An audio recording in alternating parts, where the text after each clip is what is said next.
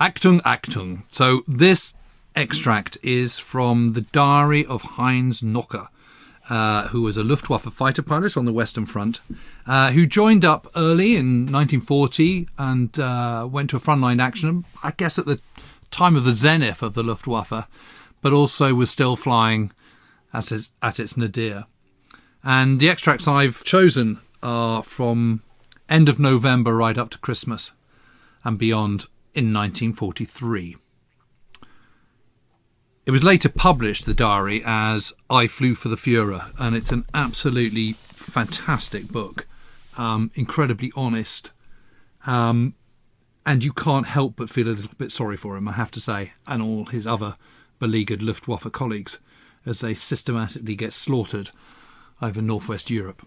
Anyway, this extract is from the 19th of November, 1943.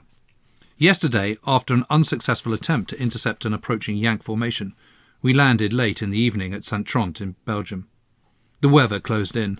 Holland and Belgium lay blanketed by a murky overcast and swept by heavy blizzards. Through a gap in the clouds we climbed up to the usual altitude for operations. Inside the cloud bank there was a serious risk of icing. It stretched like a vast expanse of white blanket northwards as far as the sea. Our good Messerschmitts were sparkling in the sunshine. From the Daimler-Benz engines, the exhaust traced long trails of moisture across the brittle cold of the pallid autumn sky. On our oxygen masks, the frozen breath congealed. So we headed north in close formation, just like migrant cranes. Base reported the approach of a strong formation of fortresses coming in over the sea. One of the planes, it was Furman, gradually fell behind the formation and began losing altitude, as if overtired after the long climb. To my radio inquiry, he answered that he was having trouble with his blasted engine. Over this sort of murk, anyone let down by his engine has no alternative but to bail out if he values his life. The flight sergeant was in luck, however. His engine did not die altogether, and after we were airborne for an hour, the mission was abandoned because the enemy bombers turned back. Thunderbolts would have blasted his limping crate like a sitting duck. Through a friendly gap in the clouds, I was able to bring my flight down safely to St. Trond. Erich Furman was the last to land, and his aircraft rolled unsteadily towards the worn turf at the end of the runway. Light snow had begun to fall, and that is rather unusual here at this time of year. Even before we managed to thaw the chill out of our bones round the stove in the wooden canteen hut, our planes outside are coated with the congealing snow, until they look like petrified monsters out of some fairy tale. When Furman came in to join us an hour later, we were sitting in a noisy group with steaming glasses of hot rum punch. His engine was all right again. The trouble had been found in the supercharger. By that time we had started the inevitable game of cards, and also emptied several glasses of the strong and heartwarming beverage. Furman at first did not want to join in the noisy gambling game. He merely shrugged and held out his hand, rubbing thumb and forefinger together. He never had any money. Somebody dragged him up to the table and pressed him into a chair. Somebody else tossed him 2 shining 5-franc pieces. Many things must have played their part in the life of Erich Furman, but at the end of his life, the strangest part of all was played by those 2 5-franc pieces. Erich began to play, and, something which had never happened before, he won. He increased his stake and won again. He kept on winning with incredible certainty. He took over the bank, and still he won. We were staggered. Hours passed. A thick cloud of blue tobacco smoke hung down from the low ceiling. Empty bottles and glasses were carelessly tossed aside to litter the floor. I watched Furman. He was posted to my flight several months ago. He became one of our comrades. The sky was his element. Like the rest of us, he felt at home there. With all its many changes of mood, the sky gives us a sense of remoteness from the war-torn battlefields of Europe over which we flew. Together with the rest of us, he became passionately addicted to the life of a fighter pilot, a combination of intense joy in flying and the thrill of battle. Because he also shared our sense of patriotism, he became a good soldier as well as a good pilot. For him, as for us, the wonderful fact of flying and the spirit of chivalry which still exists in battle far above the clouds resulted in a sense of unrestricted happiness and peace of mind. The ever-present prospect of sudden death adds a zest of life while it lasts. Dedicated as we are to the serious business of fighting for our country, we are able to enjoy the mere fact of existence with a superb exhilaration simply because it is so uncertain and precious. We regard life as a jug of delicious Rhine wine, intoxicated by the sense of compelling urgency to savour every last drop while we can, draining it to the dregs in an atmosphere of companionship and gaiety. When we were not in the air, Furman was always to be found somewhere around the station, in the hangars, canteen, or at the dispersal point. He was simply always there. Nobody paid him any particular attention. If he was away, there was just a vague feeling that something was missing. He was background personified. He rarely opened his mouth, and even when he did, nobody listened to what he said.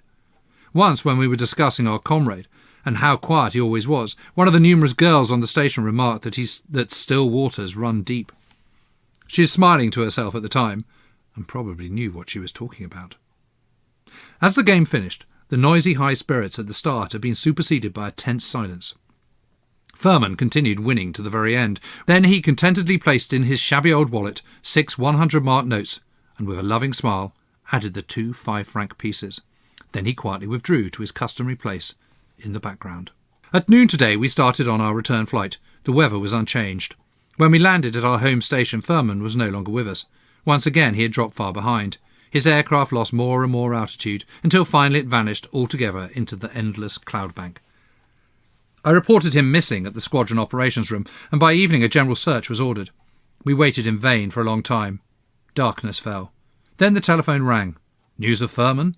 The comrades watched anxiously as I take the receiver. There has been a crash on Ems Moor. A peat farmer found the wings and tail of a wrecked aircraft. Engine and cockpit had sunk with the body of the pilot into the quivering, bottomless swamp.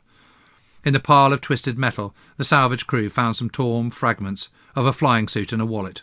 Contents included 6 100-mark notes and 2 5-franc pieces. Furman. The comrades stare at me frozen. I have a feeling that in future something will always be missing. The 23rd of November 1943. At noon, today came news that Captain Delenga had been killed in a crash. On the wall of the aircrew room we hang his picture up beside those of his dead comrades.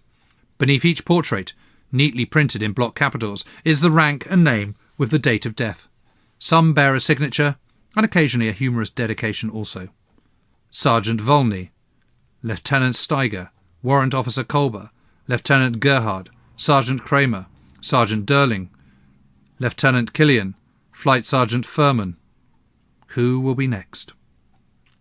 No one ever remained upstairs, wrote Steiger in his characteristic scrawl. We know exactly what that tall, fair-haired lad meant when he wrote beneath the smiling face. 1,000 flights meant 1,000 landings. Somehow you always have to come down one way or another, and then one day it'll be for the last time. Good thing you never showed up. I can't stand the sight of dead bodies. It was Methuselah, Baron, who spoke. For years he and Furman have been inseparable buddies. He just sits straddling a chair and gazing at the portrait of his friend. He cannot get over his death. He does not make a fuss or complain, but seems to find an outlet for his grief in quiet, bitter cursing, that of all people it would have to be Furman who went down on the northern moors. Methuselah is right, of course, in what he says about the dead. We all know exactly what he means. It is not a feeling which can easily be put into words. Every line in the features of our comrades, and every trait of their characters is familiar to us. There is the memory of their gestures, walk, voice, laughter, remaining when they themselves are not with us. A smashed dead body does not anywhere fit into the picture of the comrade we know. The discordant sight repels us. Therefore we avert our eyes, lest the memory of a good comrade be poisoned, the mosaic shattered, the picture in our minds destroyed by the sight. No, let us not look. We love life. What death has accomplished cannot be allowed to form part of our world. Besides, they're not really dead. Dieter, Delenga, Furman, Steiger, Kolber and the rest. They're simply no longer with us. They have stayed away. God has taken them into himself. That is what I want to tell their mothers. They have remained up in the clouds, our clouds, which we all know and love so well. Do we not always long for them, whenever we are weary of this crazy world? That thing which sank into the northern moor, that thing which was fished out of the sea, those shattered remains on the rocky crags, they have nothing in common with our memories of Furman, Dieter, Delenga. Fellows, do you not think they would die laughing at the sight of our gloomy faces down here? You can bet that old scoundrel Furman is just waiting for the next one to join him to start another card game. It was Johnny Fest who spoke. His humour is irrepressible. "It makes me sick," growled Methuselah. His motto is, "Swearing is the laxative which purges the soul." He has already written it beneath his portrait, in case it, too, has to join the others on the wall. 11th of December, 1943. On the 26th and 27th of November and 1st of December, we engaged in combat with American fighters over the Ruhr and Rhineland. Today I brought my score up to 20. It was another fortress. 18th of December, 1943. For 3 days I have been supposed to go on leave, but I have not yet managed to get away. The Americans come over every day. Yesterday I was actually sitting in the car which was supposed to have driven me to the train when the alert sounded over the loudspeakers. I jumped out and ran across to my Gustav. My driver shook his head, and even Aunt said that I really needed a few days' rest. At an altitude of 10,000 feet, I have to abandon the mission because my undercarriage would not retract. Venekers took over command. They shot down 2 fortresses and a thunderbolt. It looks as if they will somehow be able to manage without me after all. Today I am off. Jungmeier drives me to the railway station. Standing on the platform, I watch the squadron sweeping into action once more. For a long time I am able to watch them from the window of the moving troop train. For the first time in almost a year, I am not accompanying them. The 20th December, 1943. Lilo and I are again in Berlin. Lilo is his wife. We thought of having some fun there for a few days, visiting old friends and seeing the opera and latest theatre shows. But we hardly recognise Berlin. It is so changed. Hundreds of thousands of foreigners pack the city. Dutch, French, Danes, Belgians, Romanians, Bulgarians, Poles, Czechs, Norwegians, Greeks, Italians, Spaniards. Every language in Europe is to be heard in the overcrowded cinemas, theatres, cabarets, restaurants, metropolitan railway lines and buses. Everywhere they push aside the Berliners. Lilo and I are unable to get a seat anywhere. The confused babel of languages and the crowds of people wherever we go make me jittery. People here live as if there were no such thing as war anywhere in the world. Our life on operations may be basic and primitive, but at least it is real.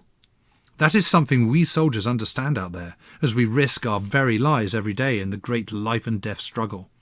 It is a shock to find that here in the city, people are interested only in their own selfish amusement. This typical base area is governed by a thoroughly civilian mentality, blind to the fundamental realities to which we on operations are accustomed. I see the staff officers who are stationed in Berlin, sleek, well-groomed, immaculate in their dress uniforms. I have been living too long in a different world, and have developed a different scale of values. The atmosphere of this place just seems to make me sick. 22nd of December, 1943. Together with Ingrid, we have gone to visit my parents at Scheratz. Here at home with my family, I at last begin to find a little peace. With a horse and sleigh I go for long drives through the wintry countryside, along the banks of the Warta. Lilo and I are happy to be together. Ingrid is a pretty little curly head, and I find it good to be here. Even so, I rather miss my comrades and the airfield, the smell of planes and the roaring engines. 26th of December, 1943. Another Christmas has come and gone. War still reigns upon the face of the earth. Early this morning a telegram comes from the squadron. Falkensamer killed. Sommer wounded. Specht. The commanding officer drafted it himself.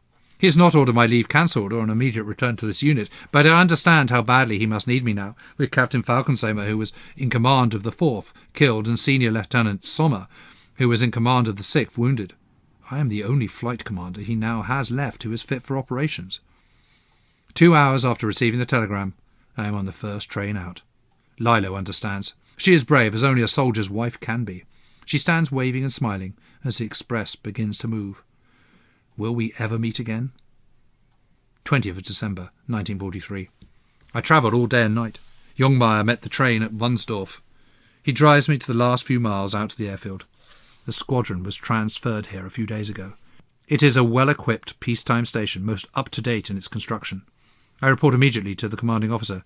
Senior Lieutenant Knoke reporting back from leave, sir. Specht smiles as we shake hands. I knew you would not let me down, Knoke. I really need you now. He tells me how Falkensamer was killed. I am distressed about this first-rate officer. Immaculate in appearance, tall, slim, he was popular and had an easy charm of manner. His home was in Vienna, and he had previously served in the Austrian Air Force. His father had been an imperial officer in the First World War.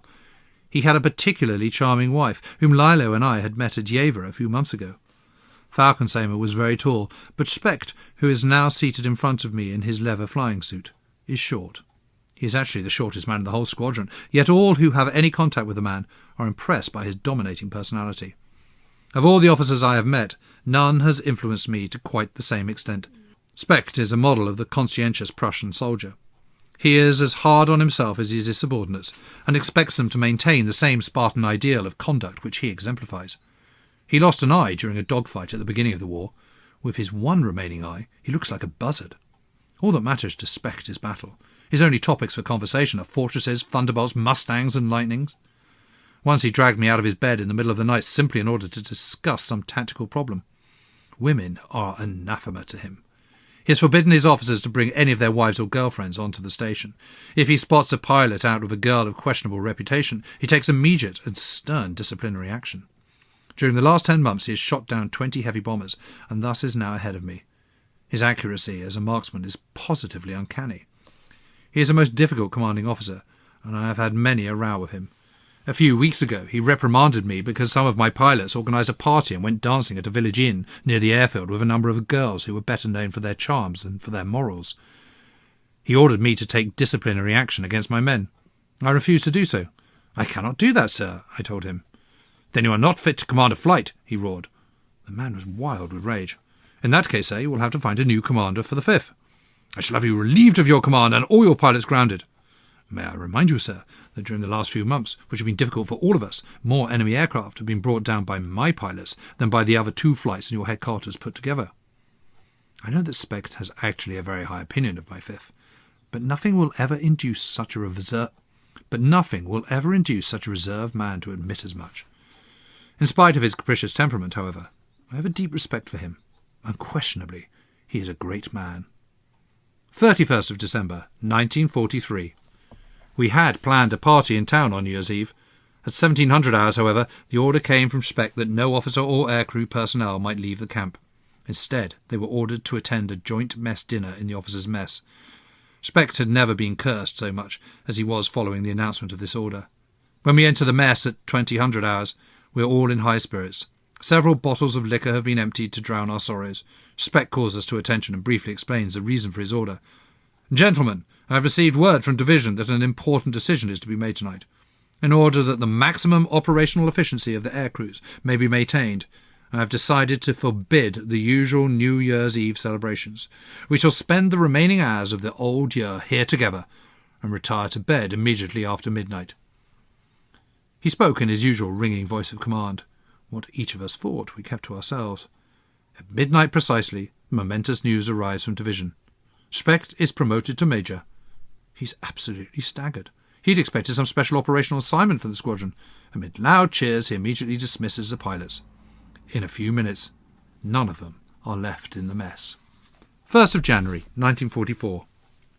My men are sleepy and suffering from hangovers when they appear at the dispersal point. I heard them return singing from town in the small hours of the morning. My own head is splitting also. All day long, we can only hope that just for this one day, the Yanks will not come over. 1944 is off to a liquid start.